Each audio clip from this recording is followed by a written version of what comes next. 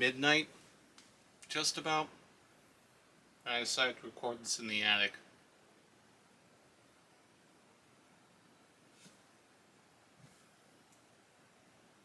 I don't know. Anyways, how was the Doobie Brothers concert? Sure, that's a big question. Now that there's such things as Michael McDonald probably contracting COVID and the Doobie Brothers postponing their next 4 concerts in their tour. So, kind of interesting that I got to see it for sure during the first leg while Michael McDonald was still there, because you know very well this tour is not going to continue afterwards. It probably won't. I don't know for sure, but we'll see. We will see. That said, my friend Gabe and I went. We were masked up. We were basically the only people there who were masked up, other than the staff. Not even all the staff were masked up either. But I'd say the whole experience was fantastic. There's a lot of good things to say about it. I think the process of getting in to the stadium was pretty smooth. I would say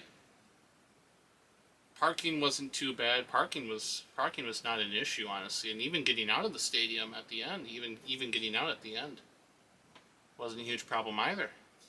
It's pretty awesome. Yeah, that was actually pretty nice, having an easy time getting out. Pretty excellent. Several exits helps that too. Don't mind that. Roommate leaving, and I figured I don't care when I record this. I don't care about interruptions. So, getting on to going in there, we made it in just fine. It was very weird to experience a trough for urinals. And keep in mind, this is at the Hollywood Casino Amphitheater. The trough for urinals it was freaky. It was freaky. I saw it and instantly was like, I'm using the stall. I just turned around and used the stall. Did not need to use the stall. I used the stall anyways. Whew. Yeah, that was weird. But yeah. I bought a little bit of merch. I bought a Doobie Brothers cap. It kind of looks like a hick hat. The hat looks dirty. That's just the way the material's designed, but it's a really high quality hat, which is awesome. And I bought a bandana as well. I figured, I have enough shirts. I figured it'd be cool to get some stuff that the bandana I'm probably not gonna wear, but the hat I'm gonna wear. The hat's pretty cool. So yeah, I should be wearing the hat right now, but I'm not. Oh well. So the merch is pretty cool, and then we find our seats. It turns out our seats are really close up. We are very close to the stage. I'm talking maybe 5 rows in front of us to the stage. We're not in the center. We're to the left section. But fantastic seats. I've never been to a concert before. I didn't exactly know how close I was getting with what I was paying for, which I paid a lot. But yeah, they were fantastic seats. Great view of the band. And speaking of which, let's get on to the actual show itself. So the Dirty Dozen brass band did not open, assumingly because they're from Louisiana and they had to be home with their families and whatnot, given everything going on there. So it was 2.5 hours of the Doobie Brothers, and it was a great set. It was a fantastic set. I believe they opened with the single Nobody, their first single they ever released, from their self-titled debut album, 1971. That was a fantastic opener, and they kept the ball rolling pretty early on. I believe some other tracks towards the opening were "Take Me in Your Arms." On that track, they treated vocals a bit. John Cowan on bass had a verse. Michael McDonald had a verse. Tom Johnston took the rest of it, which was fantastic. That was a great version, great rendition of the song. Here to Love You was pretty early on too, which fantastic. I actually really like that version. I like it taken down in key, believe it or not. Um, it's the original version's amazing. I believe the original version's in G, and I believe the version Michael McDonald performs nowadays is in F. I want to say, and it sounds great. And what I noticed right away is that hearing "Here to Love You," I really took notice of Ed Toth, the drummer, and how tight he was. Because I've heard some performances of "Here to Love You" in the last 10 years, like just looking up online performances of Michael McDonald's solo band performing that song, and I just don't like how the drummer does it. It just feels kind of way too, I don't know, stuttered. The whole thing feels inconsistent almost. But it just very tight groove on that song from Ed Toth. That was fantastic, and he kept that up all night. Very solid groove. Um, I feel like he was very understated overall, but very worthwhile rendition to the band. Addition to the band, I should say. Um, yeah, there were so many great songs throughout the night. "You Belong to Me" was fantastic. Um, Trying to think. There were a lot of songs off of "The Captain and Me." Um, Ukiah, I remember that one. That was good. Uh, South City Midnight Lady, of course, was fantastic. Um, Goodness. Holy crap. Clear as the Driven Snow. I knew that one was going to be fantastic and one of the highlights of the night, and it was. It was amazing. That was the one moment where the crowd just. That was the biggest moment the crowd got, other than the finale, which I'll get to that in a moment. The crowd loved that song because it's such a wonderfully dynamic song. It's really well written by Simmons. Um, the only thing is that there were some people in front of Gabe and I who were talking to us before the show because they could hear me talking about, oh, I'm hoping they perform this song, and I'm really excited about it. And they said, we're really impressed that you know about this music and whatnot, and you're here and all that, and so I'm kind of thinking in my head, oh, she's gonna make a comment, she's gonna make that comment, and she did. She said after "Clear as the Driven Snow," she was like, oh, "Now they don't make music like this these days. Nothing. This isn't like that crap on the radio nowadays." And did you need to say it? Did you need to say that? I don't even remember what the next song was after that, but it kind of ruined it because I was a little more focused on that comment. Um, little crappy, but oh well. Um, it's funny too because her husband was recording every single song, taking video of just about every single song throughout the whole night, like a teenager at a concert almost. It was kind of funny. It's just like, I don't know. Just enjoy the music. I don't think it matters that much.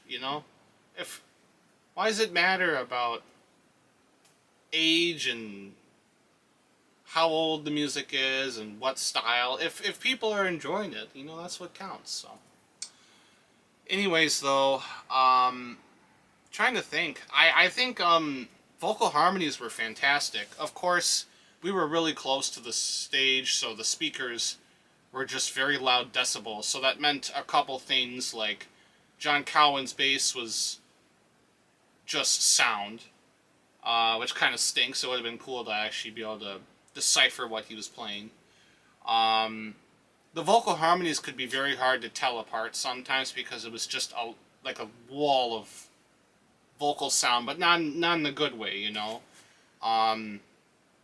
So it was hard to tell those apart, but certain songs I could still hear it and be like, these are fantastic. Like some of those moments where they let it shine in different ways than others would like be, for example, It Keeps You Running and Real Love, because just those are calmer songs on the vocal side. It's not like they're singing these intense actual lyrics. It's more just like ooh, uh, so it's cool to actually give it a moment to sink in and hear all the different parts.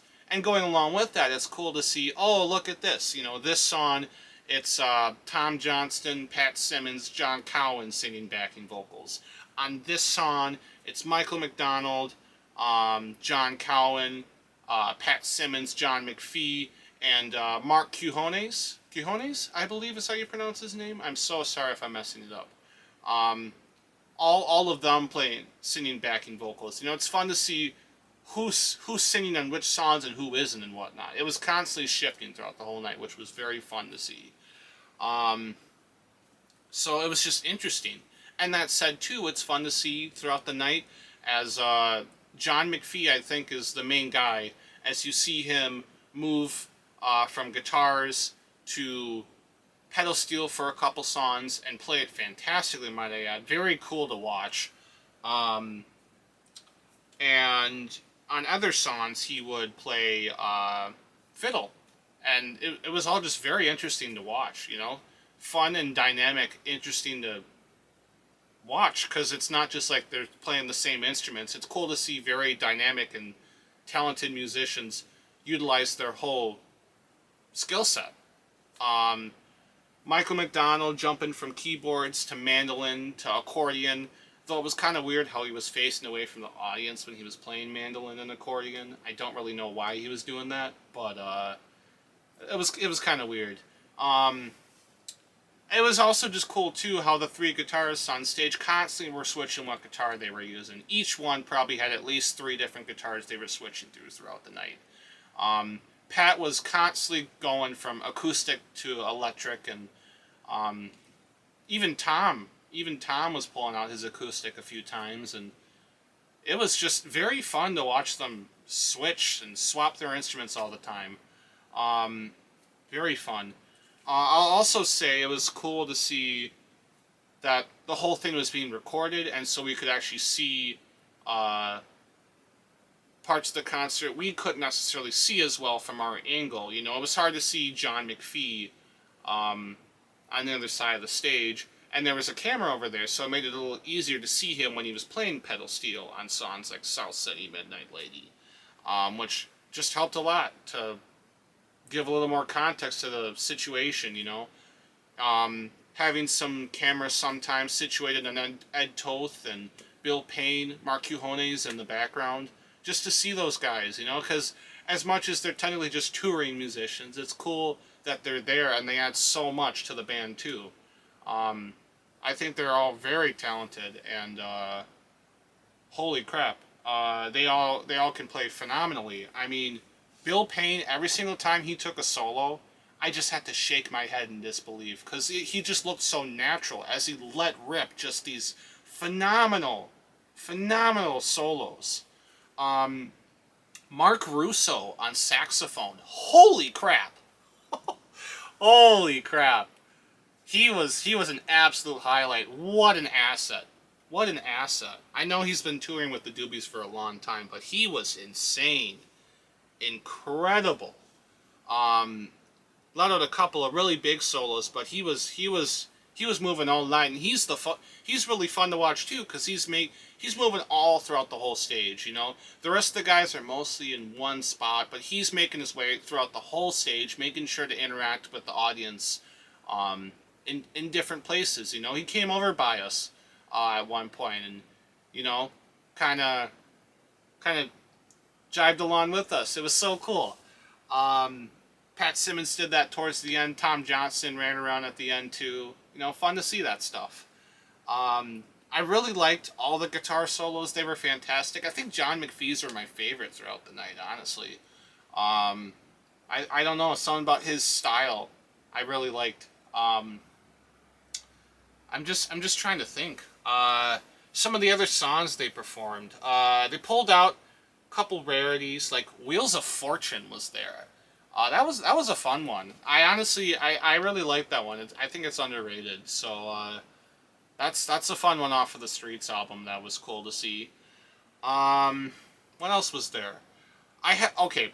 I haven't listened to the World Gone Crazy album yet, and they played the title track, and all this did was convince me, okay, this album is worth checking out because I thought that was honestly a highlight of the night. I actually really enjoyed that one. Um, thought it was a very fun song, and that's impressive to me because I've kind of judged World Gone Crazy from not listening to it yet as kind of where they started to be like, oh, we're country rock now and going for that hick audience that they kind of do now. There's a reason the hat looked like that. And their Southbound album, it's just collaborations with a bunch of Nashville country artists. It's like, I don't know. It's not really them. So, it's kind of good to know that there'll be some worth to that album when I listen to it. It'll be a pretty solid time. They played a couple tracks off of the new album Liberté coming out soon. Uh, those were all right. Got the job done. Nothing too much to say on them, but they were passable. Could have been worse. Could have been better. But certainly I can appreciate that. They know most people in the audience aren't really going to care about them, so they only played two, pretty sparing of the audience's time that way. But also still saying, hey, we have new music coming out that we'd like you to check out. So I think strikes a good balance. Um, just trying to think. I think we can get to the big finale. Um, the finale started with Sweet Maxine. Just ran through a whole ton of hits. Lawn Train Runnin', What a Fool Believes, China Grove, Rockin' Down the Highway, Jesus is Just Alright. All those were in there. And then the encore was Blackwater, Taking It to the Streets, Listen to the Music. And that was probably the biggest moment of the night, honestly. The finale, because that's all the songs people know. So it was very exciting. They got the crowd up and moving for sure. It's funny to see things like people passing blunts around the audience. Very funny, because I'm thinking, I don't know if this is actually going to happen, and then it did. And there were several. Very, very funny to see that. There's even a beach ball bouncing around in the finale. They really let loose. Lawn Train Runnin' was fantastic. In particular, that was a standout. Fun to hear Mike went down, let out one of his soulful screams, and taking it to the streets. It's like, woo, you have COVID right now, and you just did that? That's crazy. Um, yeah, I don't know. It got the audience moving very well. I feel like it rejuvenated the show a lot. Because I feel like after Clears the Driven Snow, things the energy died a little bit going into the mid-show. Just because, it's a very long show and it's hard to keep that interest moving the whole time. It was very strong, stayed strong for quite a while, and it's hard to keep that going the whole time. So they got a strong finish though, which is awesome. Um, so yeah, I thought that was pretty sweet. Um, so I think my favorite part of the night though would be of course just seeing all of them smiling at each other, and you can tell they're all having a good time. They're all interacting with each other, playing off each other really well, and it just looked like they were all having so much fun. It's funny to see Pat Simmons let off this really high note for someone at that age. He's letting off notes in the original key of some of these songs, and it's like, that's crazy. Um, and it looks like he's in pain, because that's just how it is when he sings nowadays. And then the next moment he's smiling away. So it was super cool to see that. Uh, so yeah, I thought that was for technically being my first concert experience. I think that was a really good time. I really enjoyed that a lot. I'm really thankful I got to go with Gabe, because he's always very supportive of my stuff online, even though we don't even get to talk as much anymore, and uh, we we just kind of caught right back where we left off in a way, even though we haven't gotten to see each other much in the last couple years because of everything. So it was very excellent to spend some time with him. We had a great time. Uh, so yeah, I guess that's all I got. So um, I hope they're all doing okay. In these times, and obviously I just hope they're all isolating. Being as safe as they can, and I kind of hope they do just cancel the rest of the tour. I was very conflicted about going, just as I explained in my first video about going to it because of COVID uh, rising right now, and I decided to still go though, uh, just because it was like, I don't know. I felt if we took the right precautions, that it wouldn't be terrible. It wouldn't be terrible. We should be fine, and I think it worked out. There weren't too many people around us. It's not like it was a full capacity crowd or anything like that. So I think part of me will feel a little bad about that for sure, about still going. Um, but I also know I just didn't want to miss such a big opportunity that had been so important to me for so long. I had been looking forward to this for quite a while, over a year, and it's very satisfying to see that moment happen. Um, I mean, even the hour or so before they came on stage, just kind of sitting there comprehending, like, they're gonna be out here soon. That's really weird. That's weird to think about. And then, I'm just worried. I'm like, is there gonna be this moment of seeing them out here and realizing they're real? Is am I gonna have that moment? But they came out, and there wasn't any big moment or anything. I just watched them play and had a good time. Uh, I don't really have any videos or anything like that. Have very few photos from the night. I just wanted to really be in the moment and enjoy it. I think I succeeded with that. So yeah, I suppose that's now all I got. I don't know if I already said that, but thanks for watching. I don't know when I'll see you again. Working a lot lately, keeping busy, and it's just hard to have the motivation to be productive on stuff. I got a lot of other stuff going on too. A lot of other battles to fight that are a little more important than putting out some YouTube videos or streaming or whatever. I will say, depending on when I put this out, I'll just put the date in this at the end of the video here.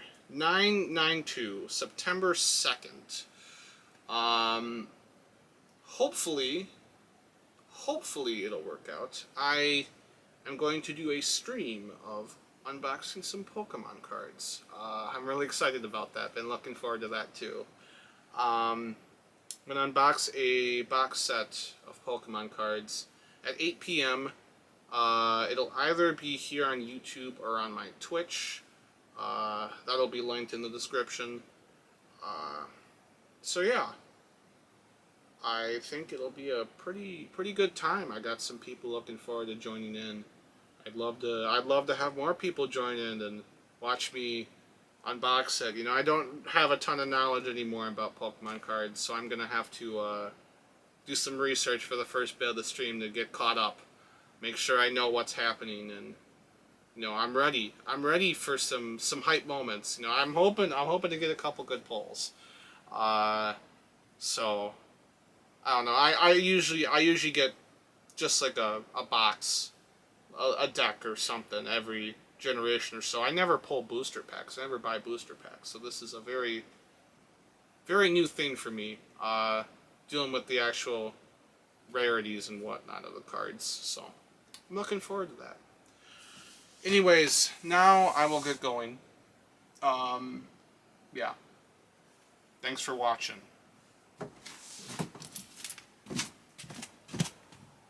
If I can find it. Yes. Goodbye.